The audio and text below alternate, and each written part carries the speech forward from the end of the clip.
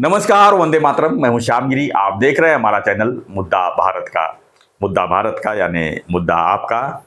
मुद्दा है दसरा रैली का। जी हाँ, महाराष्ट्र में दसरा रैली बहुत फेमस है। पहले बाला साहब जी जो है दसरा रैली करते थे शिवाजी पार्क में। उनको सुनने के लिए जो है कहाँ कहाँ से लोग आते थे, मतलब महाराष्ट्र के कोने कोने से लोग पहुंचते थे और बिना बुलाए पहुंचते थे। आज की तारीख में तो भीड़ जमा करने के लिए क्या क्या व्यवस्थाएं करनी पड़ती है, बस चलाना पड़ता है, उसमें खाने की व्यवस्था करनी पड़ती है, उसके बाद भी लोग नहीं आते, वो अलग बात है। तो कल जो दशहरा रैली थी उसमें शिंदे साहब वर्सेस उद्धव जी का जो है रैली था। दोनों को सुनने के लिए लोग जो है दो टीवी लगा के बैठे थे, या कि वो क्या बोल रहे हैं वो क्या बोल रहे हैं।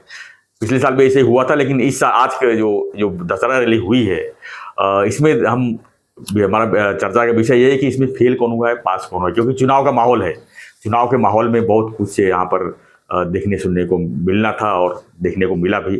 तो क्या लगता है कि किसकी रैली सफल हुई है, शिवाजी पार्क में या शिंदे साहब की रैली आजाद मैदान में?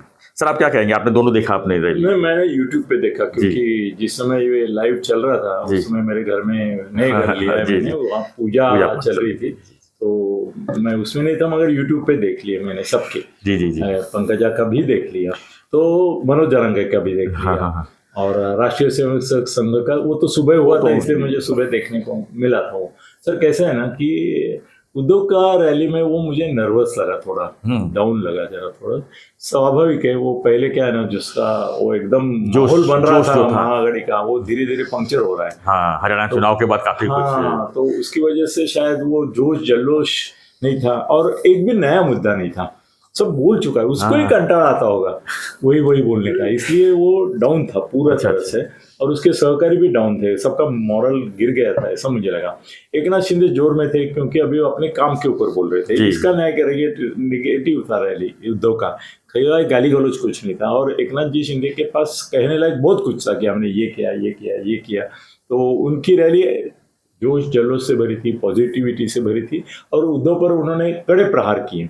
हाँ, कहा कि उन्होंने कि MIM महाराष्ट्र MIM जी, मतलब हिंदुत्व के नाम पर ये अभी कलंक हो गए, यहाँ तक गए। वो अपने आप को हिंदू नहीं कह सकते, ऐसा उनका रैली जोश में था। मनोज जरंगे का रैली जोश में था, मगर हमने हमारे वीडियो में जो बताया था कि वो शिंदे साहब से आशीर्वाद लेके सब कुछ कर रहा है, इसलिए कल लोग जो बोल रहे थे कि वो बड़ी घोषणा करेगा, उम्मीदवार जाहिर करेगा, ऐसा कुछ किया नहीं उसने बोला कि आचार संहिता आने के बाद इसके बारे में हम सोचेंगे। और हमने पहले ही बोल दिया है कि शिंदे साहब की चर्चा किए बिना वो कुछ नहीं करेगा, और महायुति के लिए भी घातक कुछ नहीं करेगा। तो कल उसने उम्मीदवार जाहिर नहीं किए, और आचार संहिता लगने के बाद भी मुझे नहीं लगता है वो बोलेगा कि हम चुनाव आयोग, मतलब चुनाव होने दो, उसके बाद नया सरकार जो आएगी उसके साथ बोलेंगे। ये नहीं बोलेगा कि युति की आएगी क्या इसकी आएगी। मगर अभी मनोज जरंगे चुनाव तक ठंडा रहेगा, वो ठंडा ही कल दिखाई दी। एक उसका और शिंदे साहब का जो अंडरस्टैंडिंग अच्छी तरह से, अच्छे के लिए, समाज के भले के लिए, वो अच्छी तरह से रिफ्लेक्ट हुआ। पंकजा के बारे में मैं ऐसा कहूँगा कि धनंजय मुंडे का एक साथ उसके आना, इसका कोई मतलब नहीं है। वो दे हेट ईच अदर, मगर अभी चुनाव है करके वो दिखावा कर रहे हैं।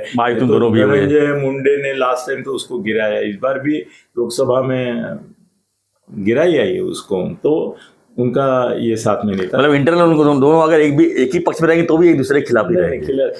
जी बिल्कुल, अभी दो पक्ष में है, वो अजित नहीं अगर साथ में भी रहे तो, बाईजान साथ में भी रहे तो भी एक दूसरे के खिलाफ वो कभी नहीं, वो उनका दुश्मनी जन्मों धर्मांतर का है। और इधर अभी राज ठाकरे ने कल खाली ये लिया था, एक एडवर्टाइजमेंट दिया था महाराष्ट्र टाइम्स में, बहुत अच्छा था कि भाई ऐसा राज हम देंगे आपको कि जिसमें सुसंस्कृत पड़ा रहेगा, मतलब ये अभी जो सब गाली गलौज चल रही है वो नहीं होगी, और प्रगतिशील महाराष्ट्र हम देंगे, पुराने दिन लौटा देंगे। अच्छा जा रहा था, लोगों पे इम्पैक्ट भी अच्छा है उसका। कल जो मेलावा नहीं हुआ वो अभी तुम्हारा अंधेरी में, वो नेशनल गोरेगांव में कुछ है ना नेशनल, वहाँ पे उसका ये चल रहा था, वो मैं थोड़ा लाइव देखा अभी। अच्छा भाषण किया उसने, मानो आज ही उसका रैली हो गया। उसने जो 3 मुद्दे उसमें दिए, उसमें उन्होंने जाहिर किया कि 250 जगह हम इंडिपेंडेंटली लड़ेंगे, वो अच्छा हो गया। और महायुति और महाआघाड़ी दोनों के ऊपर वोट ये करेंगे, वो भी अच्छा प्रहार करेंगे, दोनों प्रहार करेंगे, वो भी अच्छा हुआ, क्योंकि एंटी एक्टिवेंसी। और राज ठाकरे सर किसका वोट काटेंगे, आपको क्या लगता है? सर वो महाआघाड़ी के वोट खाएंगे, ऐसा लगता है। उद्धव ठाकरे के, कांग्रेस के, उद्धव के, कांग्रेस पवार साहब के, पवार साहब के, तीनों के खाएंगे, तीनों के। महाआघाड़ी के खाएंगे जी। तो धोखा उनको ज्यादा है, क्योंकि वो क्या है, हिंदुत्व के मुद्दे पर उद्धव के काटेंगे, फिर पुराना सुसंस्कृत राज्य लौटाने के इसके ऊपर इसके काटेंगे शरद पवार, और कांग्रेस के काटेंगे थोड़ा इसका यंग जनरेशन में जो अपील है उसकी वजह से। तो महायुति को ही फायदा होगा, और वो फायदा करने के लिए खड़े है ऐसा आरोप हम अभी नहीं करेंगे, क्योंकि अच्छा है महायुति को फायदा हो रहा है, महायुति के हम समर्थक ओपनली। तो मेरे को लगता है कि हर एक अपने अपने लिमिट में सक्सेसफुल व फेल्यूर रहा, उद्धव फेल्यूर रहा, ये सबका राय है। ठीक है सर, धन्यवाद।